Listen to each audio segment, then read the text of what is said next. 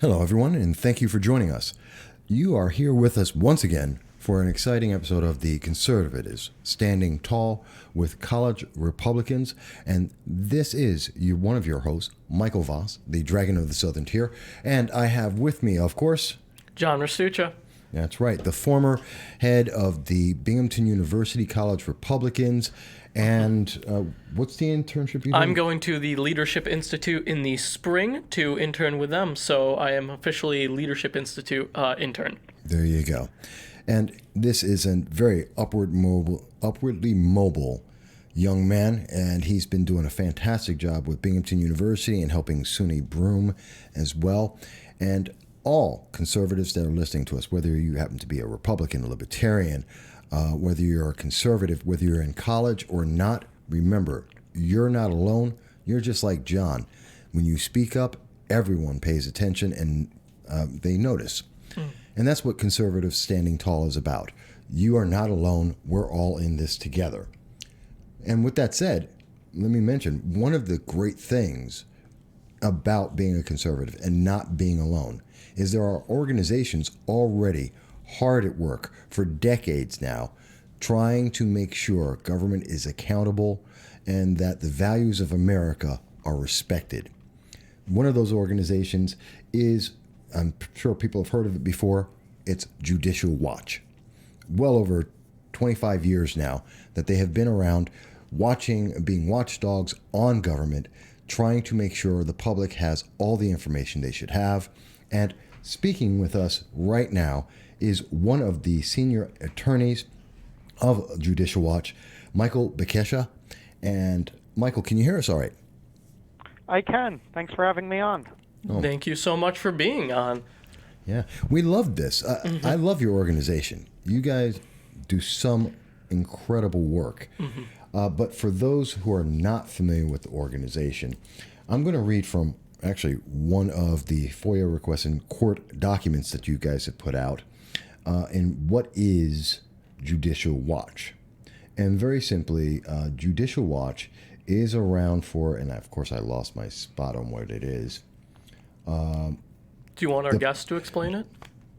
Well, I see that they say that you are there to promote transparency, accountability, and integrity in government and fidelity to the rule of law, which is a wonderful lawyer statement. But how would you, in talking to just a regular person in the street, Michael, how would you describe it? Sure. We're a government watchdog group based in Washington, D.C., and what we do is we keep an eye on primarily the executive branch at the federal level to ensure that they're playing by the rules and that they are being held accountable to the public. And so what we do is we send Freedom of Information Act requests, which are requests that are sent to executive agencies asking for records about government activity. And we receive those records, we analyze the records, and we make it all public, or we post it all on our website, publish it through the media, and make sure that the public knows what's going on so the public can use that information whatever way they want. Okay. And I know you've tackled, your organization has tackled some of the biggest issues going on. I mean, one that I constantly have been following because the answers still aren't there has been with Hillary Clinton and her email, the whole Benghazi issue, because we still don't know answers to critical questions like who gave the order to stand down and not defend all of our people in Benghazi. We don't know how Hillary Clinton has gotten away with having, what's the word I'm looking for? Secure information, secret information on a private server, and why they let her go. And part of... Yeah, well, we know why she got away with it is because there are different rules for different people. And, you know, the Clintons are your prototypical Washington establishment, you know, the swamp that President Trump wants to drain. And she got away with it because Washington works more favorably for people like her than it does for your average government worker, your average soldier, or anybody defending the country that has classified information. if it were anybody but her that did what she did, they'd be in jail right now. And I've been told that by numerous people throughout the government at all levels. But we know that, but we don't know the full story. So you're right. So Judicial Watch keeps on pressing. And just this morning we were in federal court arguing that we need the opportunity to ask more questions of several other former State Department officials to learn what the State Department knew and when about Hillary Clinton's email. And my colleague was arguing this morning in court, and at one point she told the judge, "Look, Judge, in 2013, 2014, it seems like everybody at the State Department knew Hillary Clinton had a private email server when she was Secretary of State. The only people that didn't know was the judge, Judicial Watch, and the public." And that just can't stand. And that's why Judicial Watch exists, because the government tries to hide from the public information, activities that they don't want the public to know. And we are the ones fighting in court day in and day out for information so the public knows what exactly is going on. Yeah. And I see that's not the article. I see one from December 17th, 2 days ago, about the hearing with U.S. District Judge Royce C. Lamberth. There was another article after that. Is that correct? No, I mean, that's the one I was... Oh, that is the one. So Okay. much stuff. That is the one. I think we've had other ones. We sue roughly 80 times a year. We have a little over 100 open cases. We have around about 10 attorneys on staff, and we're in and out of the courts on a daily basis, fighting corruption and fighting for government transparency. So it's even hard being here to keep track of exactly what I'm talking about. But yeah, that's a release that you saw that I was referring about. Okay. I know there's several cases going on at the same time, so that's why I wanted to double check. And I know it's interesting because it says a lot that there's 80 cases a year, over 100 open, and our government is functioning every day, but yet how much information is not being told to the public? What kind of volume? I mean, how do these things affect the public when you find out the truth? It really depends on the case and what the issue is and where, who has what interests. And, we have some cases that only a few people may be interested in the information. But then we have cases we have several cases regarding Hillary Clinton's emails that, there was a period of time in 2016 we would release her emails monthly, and it seemed like the whole world was watching. Yeah, we were. Yep. It really depends. I started at Judicial Watch over 10 years ago. When I first got to Judicial Watch, I had several cases about the financial bailouts of 2009, and we were releasing information about the behind-the-scenes emailing that was going on while the government was deciding what to do, who to bail out, when to bail out, how to bail out, how much money to provide. And the public was interested in that because people wanted to know why the government decided to take such drastic measures. And so we are a nonprofit that has membership around the country, that has donors and followers of ours that keep track of us solely to get unfettered access to government records, because unlike the mainstream media, we put the records out there. Everything that we do is based on government records. It's not anonymous sources. It's not innuendo or secret tips. It's actual government records that the public, that citizens can look at and touch and see and realize what their government is up to. Mm-hmm. If I may, so I know a lot of younger college Republicans are going to be listening to the podcast, and I mean, some of them might be asking, I mean, in your mind, what is probably the biggest case Judicial Watch has won that these young Republicans can see and go, oh, That's Judicial Watch. Yeah, I mean, we've had a lot of great success over the past couple years. But I mean, the biggest thing, and the reason most people know about us is our work on the Hillary Clinton email investigation. It was us, because of us, that the State Department went back and asked Secretary Clinton for her personal emails. It was an email that we received in response to a FOIA request that led to Congress creating the Select Committee. Had it not been for us, the Select Committee wouldn't have existed. It was us that revealed emails of Huma Abedin, Hillary Clinton's closest and longtime aide, that showed the pay-to-play between the Clinton Foundation and the State Department. That's really where a lot of people have seen us and know us from. But, as of late, we're the ones that are releasing records, emails, text messages, and memos related to the Russia investigation. The covert operation that was taking place during the Trump administration, or prior to the Trump administration, during the campaign, that our President Tom Finn talks about a coup. You had Lisa Page and Peter Strzok and James Comey and Bruce Orr and Nellie Orr and all these individuals that were working to create dirt on then candidate Trump. And we have been at the forefront of making sure those records have become public.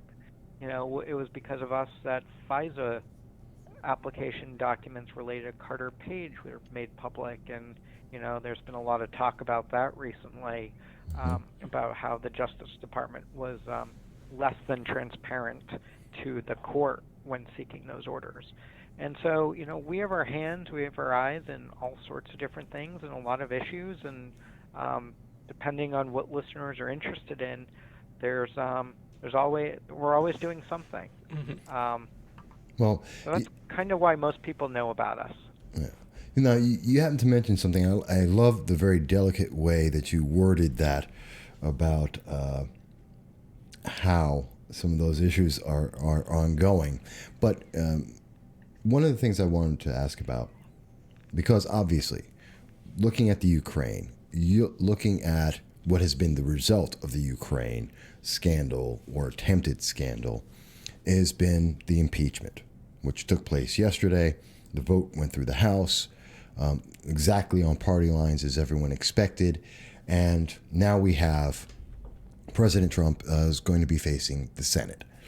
And I know there was an announcement, a press release that came out from Tom Fitton, the president, on the impeachment, where he stated that this is something he considered it, as you mentioned, a coup and essentially a farce of government, inaction, and abuse of power by the House. Those are my words, not his.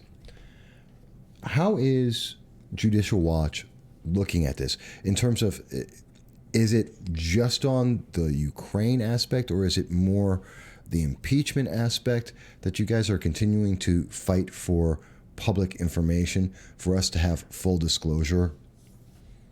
I mean, yeah, it's a great question because it really is everything. It's hard. One thing keeps leading into another. You had the investigation during the campaign, and then you had the Mueller investigation, and then you had the Ukraine investigation in the House, and apparently impeachment happened last night, but I'm not sure anybody around the country really cares. I mean, everybody knows what this is. It's a political stunt.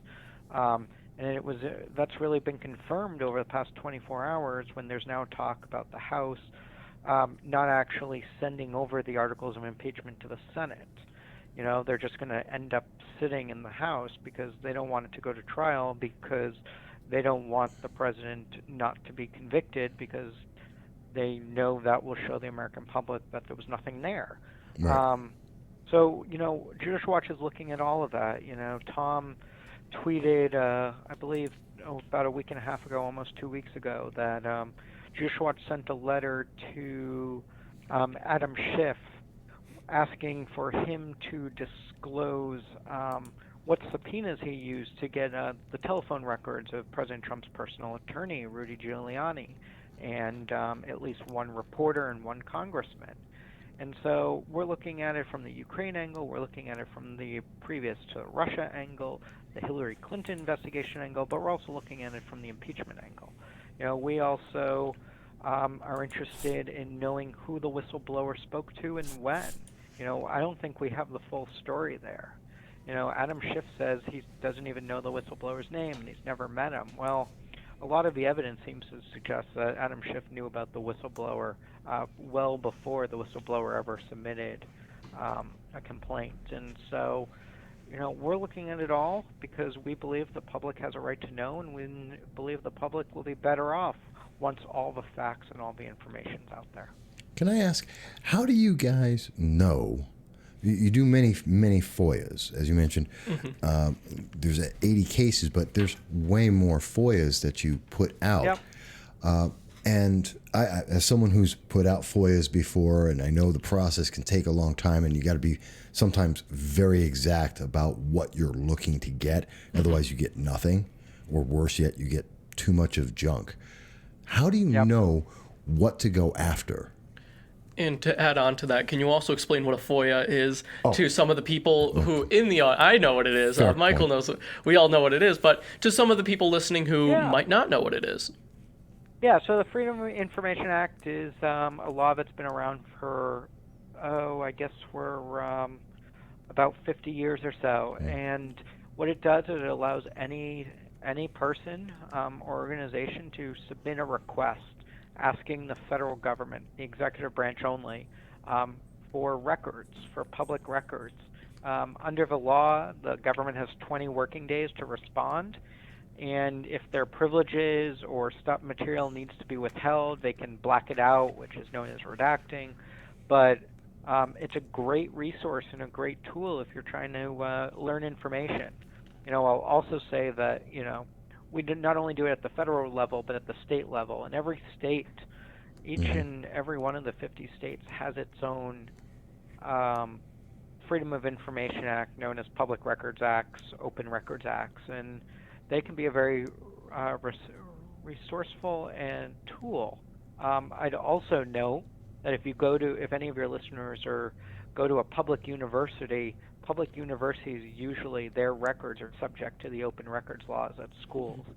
And so, hypothetically, if you are part of the college Republicans and you sought to bring a speaker onto campus and the university administration made it very difficult or impossible for you to bring that said speaker, it's always worth the time to submit a public records request to the school to learn what emails were going on and what they were saying behind the scenes. Wow. We do that often, and it is quite fun. Ooh. Very, very interesting. Binghamton University just got Dr. Arthur Laffer to come to campus, and there was a full-scale riot. He had to be asked to leave the campus, so this might be something that... It sounds like, Michael, that you've done your homework on us as much as we were doing some on you, it sounds like. Yeah. So, it's an issue that, is happening there and happening around the country, and it's one to always think about and keep in mind. I got a little bit off topic there. So I was explaining what FOIA was, right. And then, the question was, how do you know? Yeah. A lot of that is just reading the news, listening to the news, talking to people. We have a great team of investigators here, a great team of lawyers, and you kind of just have a sense of what's going on, and you figure it out and you send a request, and over time with experience you get better at it. But it really is a tool that anybody can use, and I recommend it if you think there's an issue that needs to be addressed and needs some transparency. Shed some light on it. I definitely want to follow up on that idea with Binghamton University and President Harvey Stenger and those emails. You just opened up an entire door of opportunity and interest. Now, let me ask, I know we don't have a lot of time here. We're just about out of time.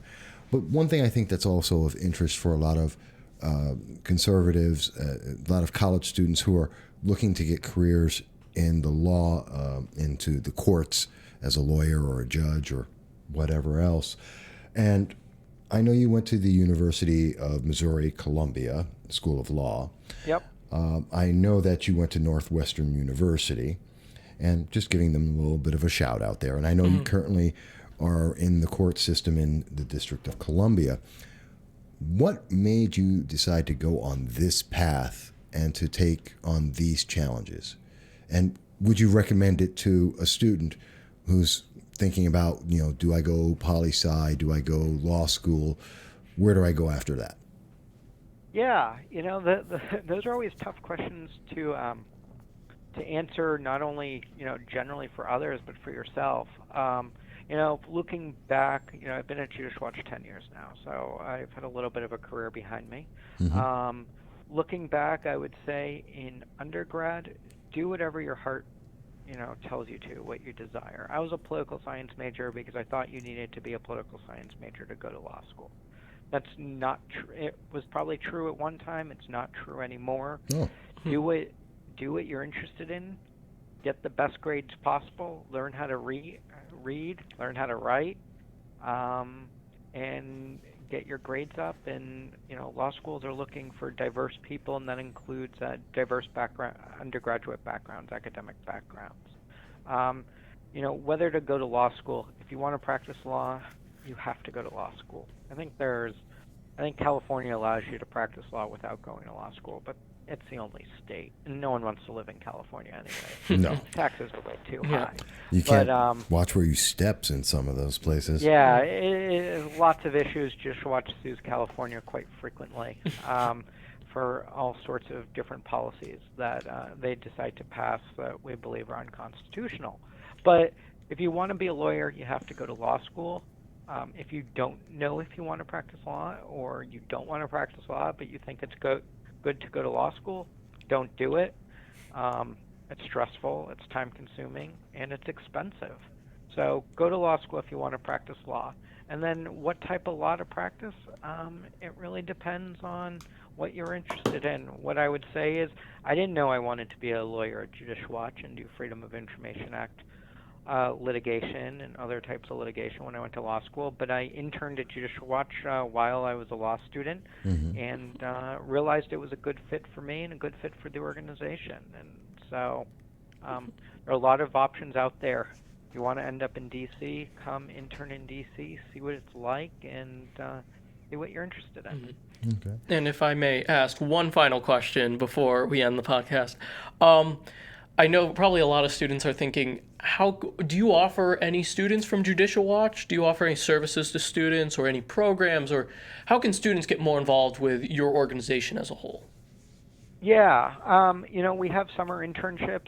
If students want to go, listeners want to go to judicialwatch.org, they can see a listing of if we have any summer internships still open. We usually have them in the investigations department, the media department, our fundraising department, and our legal department. Other ways to get involved is, get on our website, get on our social media, and follow us. And if there are any problems, questions, concerns about how students are being treated by the administration at their campuses, they can always submit emails through our website to our info at page, which then will get filtered accordingly.